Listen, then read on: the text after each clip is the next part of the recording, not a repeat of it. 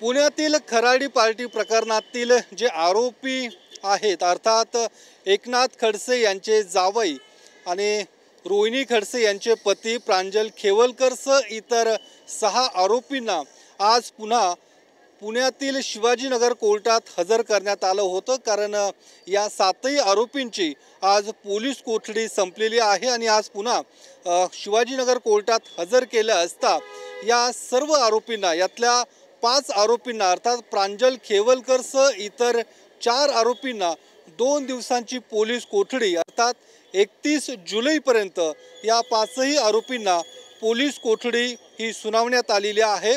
तर इतर ज्या महिला 2 आरोपी आहेत त्यांना मात्र न्यायालयीन कोठडी ही सुनावण्यात आलेली आहे।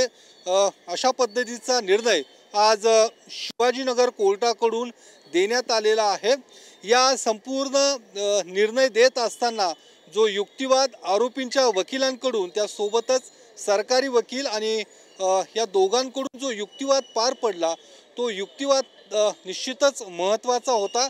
कारण ज्या पद्धतीने सरकारी वकिलांनी आज कोर्टात जो युक्तिवाद केला ज्यामध्ये या आरोपींकडून ज्या गोष्टी जप्त करण्यात आलेल्या आहेत खास करून लॅपटॉप मोबाईल ह्या संदर्भातली माहिती गोळा करायची आहे।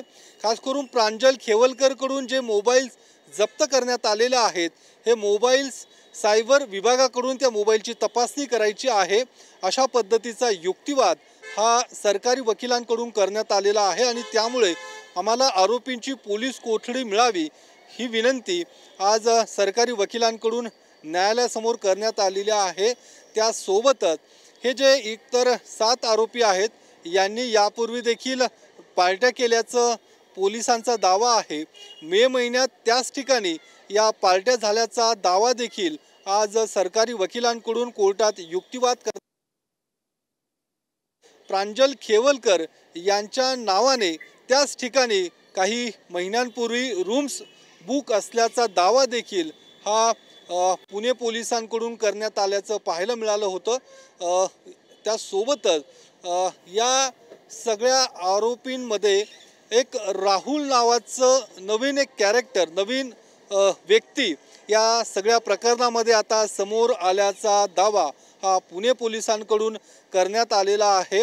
या राहुल नावाच्या व्यक्तीने या सर्व आरोपींना हुक्क्याचा सप्लाय केला होता पुरवठा केला होता अशा पद्धतीचा दावा हा पुणे पोलिसांकडून करण्यात आलेला आहे। मात्र हा राहुल नावाचा जो व्यक्ती आहे तो नेमका कुठे आहे त्याचं या सगळ्या प्रकरणाशी नेमका काय काय संबंध आहे ते अद्यापपर्यंत पुणे पोलिसांकडून किंवा सरकारी वकिलांकडून नीट्स स्पष्ट करण्यात आलेलं नाही आहे। मात्र या सगळ्या प्रकरणाशी संबंध असल्याचा दावा पुणे पोलिसांकडून करण्यात आलेला आहे। म्हणून पुन्हा एकदा सगळ्या घटनेची तपास करायचा आहे। त्यामुळे या आरोपींची पोलीस कोठडी मिळावी असा युक्तिवाद आज पुणे पोलिसांकडून करण्यात आलेला आहे। दुसरा एक महत्त्वाचा मुद्दा जो आरोपींच्या वकिलांकडून मांडण्यात आलेला आहे तो अर्थातच जो तपासाला वेग किंवा तपासात जी प्रगती अपेक्षित आहे ती मात्र कुठेही दिसून येत नाहीये अशा पद्धतीचा दावा आज आरोपींच्या वकिलांकडून करण्यात आलेला आहे। या सगळ्या प्रकरणाशी प्रांजल खेवलकर यांचा काही संबंध नाहीये असा देखील दावा हा आरोपींच्या वकिलांकडून करण्यात आलेला आहे।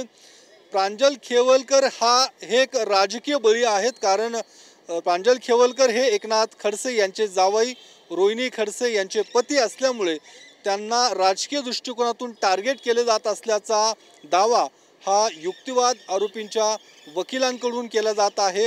हाय प्रोफाईल केस असल्याचं भासवत असल्याचं देखील आरोपींच्या वकिलांकडून केलं जात आहे। या प्रकरणातील ज्या महिला आरोपी आहेत त्यांच्या पर्समध्ये कोकेन गांजासारखे अंमली पदार्थ त्या ठिकाणी आढळून आलेले आहेत। मात्र असं असताना देखील या दोन्ही महिला आरोपींना न्यायालयीन कोठडी दिली जाते तर दुसरीकडे या प्रांजल खेवलकर इतर आरोपींचा काहीही सहभाग नसताना त्यांना मात्र पोलीस कोठडी दिली जाते। हा कुठला न्याय असा दावा असा युक्तिवाद हा आरोपींच्या वकिलांकडून कोर्टात करण्यात आलेला आहे। दुसरं महत्त्वाचं मध्ये अजूनही जे रक्ताचे नमुने घेण्यात आलेला आहे त्याचा रिपोर्ट हा आलेला नाहीये। तो नेमका कधीपर्यंत येईल हे अद्यापर्यंत पोलिसांकडून किंवा सरकारी वकिलांकडून सांगण्यात आलं नाहीये। मात्र तो रिपोर्ट देखील तितकाच महत्त्वाचा या प्रकरणामध्ये असणार आहे। त्यामुळे या सगळ्या प्रकरणाचे या सगळ्या इतर सगळ्या घटनांशी काय संबंध आहे तो देखील आरोपींच्या वकिलांकडून मुद्दा उपस्थित करण्यात आलेला आहे।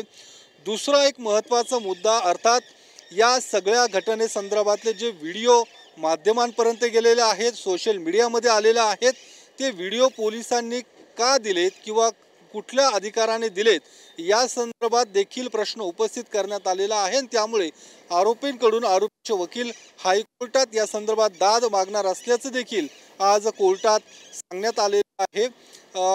आजच्या या संपूर्ण घटनेदरम्यान कोर्टाने आणि न्यायाधीशांनी देखील दोन्ही बाजूचा युक्तिवाद ऐकून घेतलेला आहे आणि युक्तिवाद ऐकून घेतल्यानंतर या प्रांजल खेवलकरांसह इतर या सगळ्या 4 आरोपींना 2 दिवसांची पोलीस कोठडी तर या दोन्ही महिला आरोपींना न्यायालयीन कोठडी सुनावण्याचा निर्णय घेतलेला आहे। आजचा या सगळ्या युक्तिवादातला महत्त्वाचा भाग अर्थात हा आहे की या घटनेतील जे आरोपी आहेत प्रांजल खेवलकर यांच्या ज्या पत्नी आहेत रोहिणी खडसे या कोर्टात स्वतः हजर होत्या। त्या देखील वकिलांच्या कोर्टमध्ये त्या स्वतः वकील असल्यामुळे वकिलांच्या कोर्टमध्ये त्या पतीसाठी कोर्टात उपस्थित असल्याचं पाहायला मिळाल्या होत्या आणि या सगळ्या सुनावणी दरम्यान रोहिणी खडसे या त्यांचे पती प्रांजल खेवलकर संपूर्ण युक्तिवाद दरम्यान चर्चा करताना पाहायला मिळाल्या होत्या। त्यांच्यासोबतच कोर्ट रूममध्ये त्या शेजारीच उपस्थित होत्या आणि त्यामुळे त्या संपूर्ण सुनावणी दरम्यान प्रांजल खेवलकर यांच्याशी चर्चा करत होत्या। कदाचित या संपूर्ण घटनेसंदर्भात माहिती घेत असाव्यात किंवा या संदर्भात चर्चा देखील करत असाव्यात असं देखील कदाचित शक्यता वर्तवली जात आहे। त्यासोबतच रुपाली पाटील त्या देखील आज कोर्ट रूममध्ये उपस्थित होत्या। खरं तर रुपाली पाटील या अजित पवारांच्या राष्ट्रवादी काँग्रेसच्या प्रवक्त्या आहेत। दुसरीकडे रोहिणी खडसे या शरद पवार गटाच्या महिला प्रदेश अध्यक्ष आहेत। त्यामुळे चर्चा अशी देखील आहे एका दुसऱ्या पक्षातील महिला प्रदेश अध्यक्षांच्या मदतीला अर्थात रोहिणी खडसेंच्या मदतीला रुपाली पाटील धावून आल्यात अशी देखील राजकारणात चर्चा आहे। आजचा संपूर्ण युक्तिवाद पार पडत असताना दुसरीकडे आज सकाळी एकनाथ खडसे जे प्रांजल खेवलकर यांचे सासरे आहेत त्यांनी देखील पत्रकार परिषद घेतली आणि या पत्रकार परिषदेतून पोलिसांवरती आणि राज्य सरकारवर त्यांनी जोरदार अशी टीका केलेली आहे। संपूर्ण खडसे कुटुंबियांना टार्गेट करण्याचं काम पोलिसांकडून आणि सरकारकडून होताना पाहायला मिळतंय। या सगळ्या प्रकरणात कुठेही तथ्य नाही आहे। रेव पार्टी नेमकी काय किंवा रेव पार्टीची व्याख्या काय हा देखील सवाल एकनाथ खडसे यांनी आज उपस्थित केलेला आहे। ती कुठलीही रेव पार्टी नव्हती असा देखील दावा हा एकनाथ खडसे यांच्याकडून करण्यात आलेला आहे। त्यामुळे राजकीय दृष्टिकोनातून आम्हाला टार्गेट केले जात आहे, मात्र सत्य लवकरच समोर येईल, आम्ही सत्य बाहेर काढू असं देखील एकनाथ खडसे यांचं म्हणणं आहे। या सगळ्या पत्रकार परिषदेच्या दरम्यान काही पोलीस त्या ठिकाणी साध्या गणवेशात त्या ठिकाणी उपस्थित असल्याचा दावा हा एकनाथ खडसे यांच्याकडून करण्यात आलेला आहे। जवळपास 8 ते 9 पोलीस हे त्यांच्या बंगल्यात आणि बंगल्याच्या आतमध्ये उपस्थित होते। हे कुठल्या अधिकाराने माझ्या खाजगी प्रॉपर्टीमध्ये पोलिसांची काय गरज किंवा ते कुठल्या परवानगीने आतमध्ये आलेत हा देखील आरोप हा एकनाथ खडसे यांच्याकडून करण्यात आलेला आहे।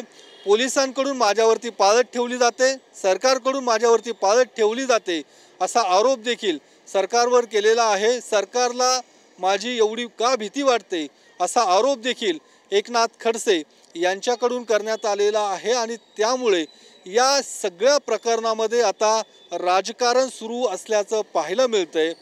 या सगळ्या प्रकरणामध्ये गिरीश महाजन यांच्याकडे एकनाथ खडसे यांचा रोख असल्याचं पाहायला मिळालेलं आहे। कारण गेल्या काही दिवसांपासून हनी ट्रॅप संदर्भात एकनाथ खडसे आपली भूमिका मांडतायत। त्या भूमिकेमुळे कदाचित मला अशा पद्धतीने टार्गेट केले जात आहे असा आरोप देखील खडसे यांच्याकडून करण्यात आलेला आहे। आणि या सगळ्या आरोपांनंतर गिरीश महाजन नेमकी काय भूमिका मांडतात ते देखील बघणं महत्त्वाचं आहे। आज हा संपूर्ण युक्तिवाद आणि एकूण कोर्टाच्या निकालानंतर या पुढच्या काळामध्ये खडसे कुटुंबियांकडून नेमकी काय कशा पद्धतीने न्यायालयीन लढाई लढली जाणार हे पाहणं देखील आता तितकंच महत्त्वाचं असणार आहे। आणि या प्रकरणाची सत्यता नेमकी काय समोर येणार हे बघणं देखील हे पाहणं देखील तितकंच महत्त्वाचं असेल। कॅमेरामन सुशांत राऊत सम योगेश बोरसे TV9 मराठी पुणे।